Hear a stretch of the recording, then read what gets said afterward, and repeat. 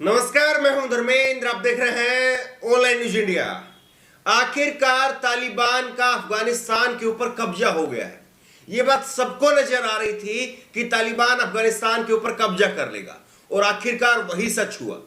America देखता रह गया, अमेरिका कुछ नहीं कर पाया और तालिबान ने अफगानिस्तान के ऊपर कब्जा कर लिया। काबुल में कब्जा हो गया है और तालिबान ने दावा किया है कि बगैर एक भी गोली चलाए हमने कब्जा किया है।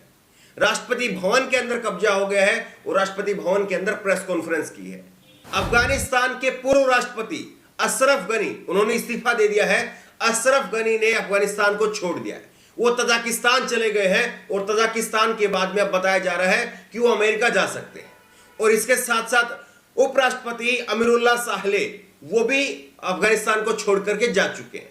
तो किस तरह से देखिए तालिबान ने 20 साल तक जहां पर अमेरिका बैठा रहा अफगानिस्तान को, वहां पर किस तरह से बगैर गोली चलाए कब्जा कर लिया है। ये खबर आप देखिए, तालिबान का अफगानिस्तान। अब काबुल भी तालिबान का बिना गोली चलाए ही राजधानी पर काबिज हो गए लड़ाके। तो किस तरह से लड़ाके जो है वो काबिज हो गए।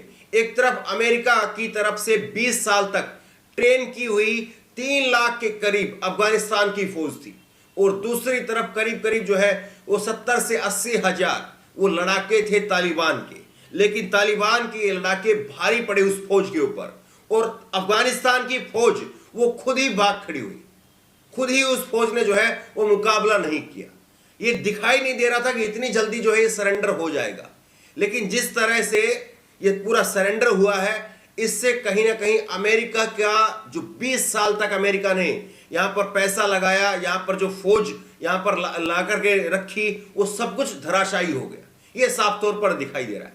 अब बड़ा सवाल ये है कि अमेरिका को लेकर के तो हर कोई बात कर रहा है, भारत को लेकर के इसका क्या रुख रहेगा और भारत को क्या वाकई इसको लेकर के चिंता करनी चाहिए नहीं करनी चाहिए, भारत का नजरिया क्या होगा, इस पर भी बात करेंगे।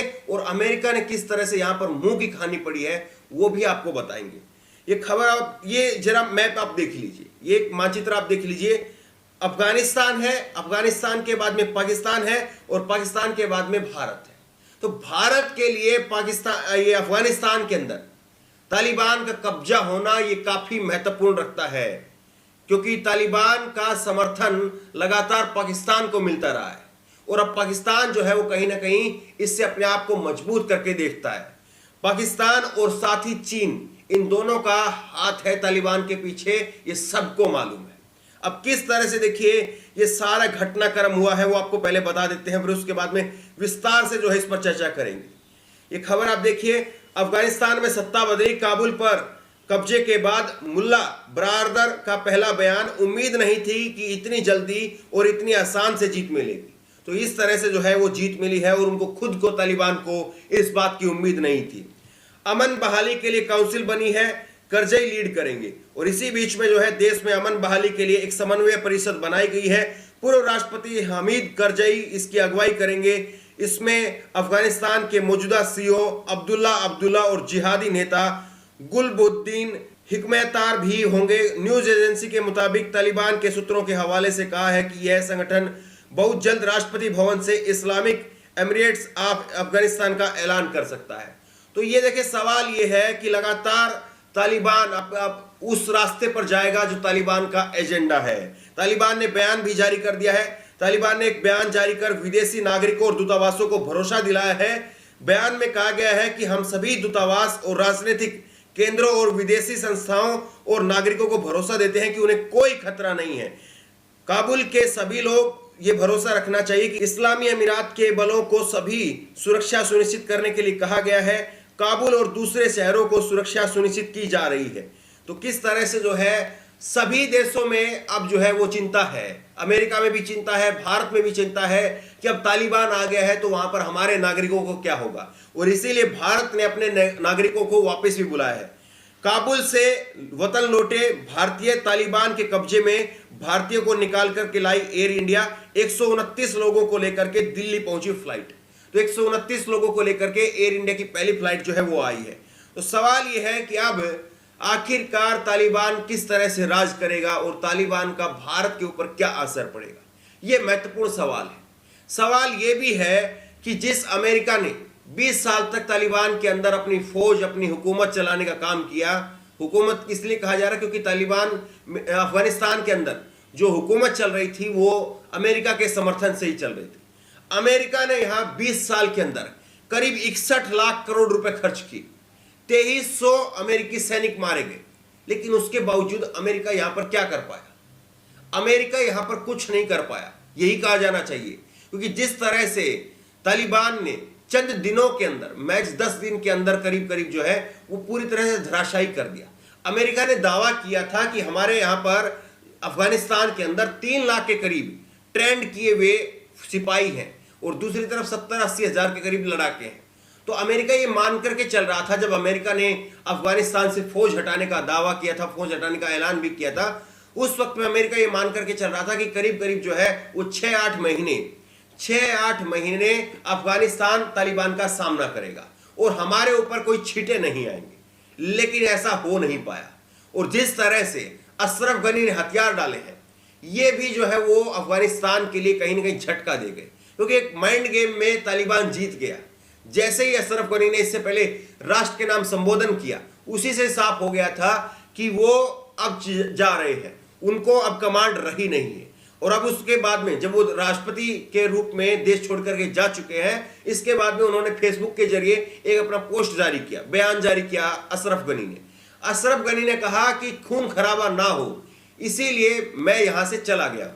अब सवाल यही है कि शांतिप्रिय ढंग से क्या यहां पर सत्ता का जो है वह हस्तांतरण हो जाएगा, सत्ता यहां पर तालिबान को मिल जाएगी, क्योंकि तालिबान अब यहां पर भागीदारी की मांग नहीं कर रहा है। तालिबान यहां पर अब पूरी की पूरी सत्ता अपने हाथ में चाह रहा है। तो किस तरह से जो है ये आगे आने वाला घटनाक्रम होगा, ये देखने वाली बात होगी। लेकिन भारत के लिए भी चिंता की लकीरें हैं। भारत ने भी यहां पर 22,000 करोड़ रुपए का निवेश किया हुआ है और भारत की तरफ से अभी तक इस पूरे मामले पर चुप्पी है।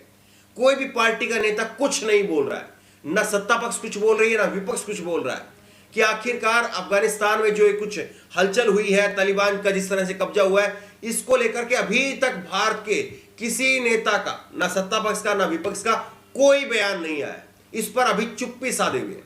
खबरों में भी जिस तरह से अमेरिका को लेकर के सवाल पूछे जा रहे हैं, लेकिन भारत को लेकर के सवाल नहीं पूछे जा रहे हैं। भारत को लेकर भी सवाल पूछे जाने चाहिए कि भारत ने भी वहां पर 22,000 करोड़ रुपए का निवेश किया था। तो आखिरकार क्या भारत की विदेश नीति उसमें भी चूक रही है? क्योंकि अमेरिका ने जिस तरह से अपने हाथ खींचे हैं, वो सबको मालूम है कि अमेरिका चाह रहा था कि अब वो कुछ नहीं कर पाएगा, उसने जितना कुछ करना था 20 साल में कर दिया।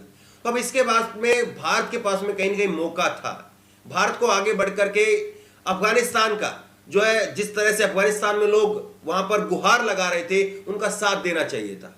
लेकिन जिस तरह से चुप्पी यहां पर साधी गई, वो चुप्पी क्या रणनीति एक भारत का हिस्सा है कि क्या वाकई जो है जिस तरह से भारत लगातार अफगानिस्तान को लेकर के, पहले भी भारत जो है वो कहता रहा कि यहाँ पर लोकतांत्रिक ढंग से सरकार चले और बाहर से जो भी सहयोग चाहिएगा वो सहयोग भारत देगा। ये भारत का हमेशा से अफगानिस्तान को लेकर के स्टैंड रहा है।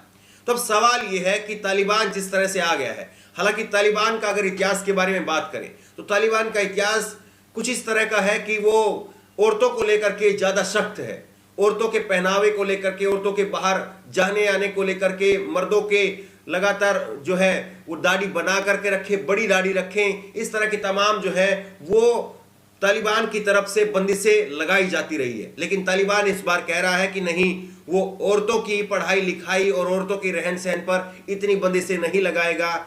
तालिबान ने यह भी कहा है कि जो बाहर के लोग वहां पर रह रहे हैं उनको कोई खतरा नहीं है, हम उनको कोई नुकसान नहीं पहुंचाएंगे। ये सारे दावे जो है वो तालिबान की तरफ से किए जा रहे हैं। सवाल यह है कि ये दावे कितने सच साबित होंगे और महिलाओं के लिए वहां पर कितनी छूट मिलेगी, ये वाकई देखने वाली बात है। लेकिन जिस तरह से हमारी मेन चिंता यह भी है कि पाकिस्तान जिस तरह से वहां पर तालिबान को समर्थन पहले से ही दे रहा है और पाकिस्तान हमसे तो खुश है नहीं। अब सवाल यह है कि क्या पाकिस्तान तालिबान के जरिए भारत के अंदर कोई घुसपैठ का नया प्लान बनाएगा? ये हमारा मेन चिंता का कारण है कि क्या वाकई तालिबान जो है वो भारत के ऊपर अब पाकिस्तान के साथ मिलकर के कुछ साजिश रच सकता है, ये हमारा मेन जो है चिंता का कारण है और इसको नजरअंदाज नहीं कर सकते हैं। और भारत की शायद चुप्पी इसीलिए है कि भारत ये देखना चाह रहा है कि पहले एक बार सब कुछ शांत हो जाए, फिर उसके बाद में कोई बयान, उसके बाद में कोई बातचीत जो है वो फिर रखी जाएगी और फिर जो भी सरकार होगी उसके साथ में बातचीत होगी। लेकिन अब ये साफ है कि अशरफ गनी वहां पर राष्ट्रपति नहीं बनने जा रहे हैं, तालिबान ही अब अफगानिस्तान के अंदर सरकार चलाएगा।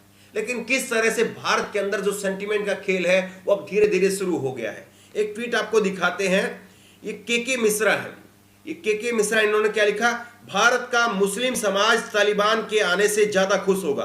पाकिस्तान, चीन, तालिबान, भारतीय मुस्लिम मिलकर भारत के हिंदुओं को भगाकर भारत पर कब्जा कर लेंगे, ऐसा सपना देखना प्रारंभ कर देंगे। इस तरह की घटिया सोच के लोग जो हैं वो भारत के मुसलमानों को भी जो है वो इसके साथ में जोड़ करके देख रहे हैं।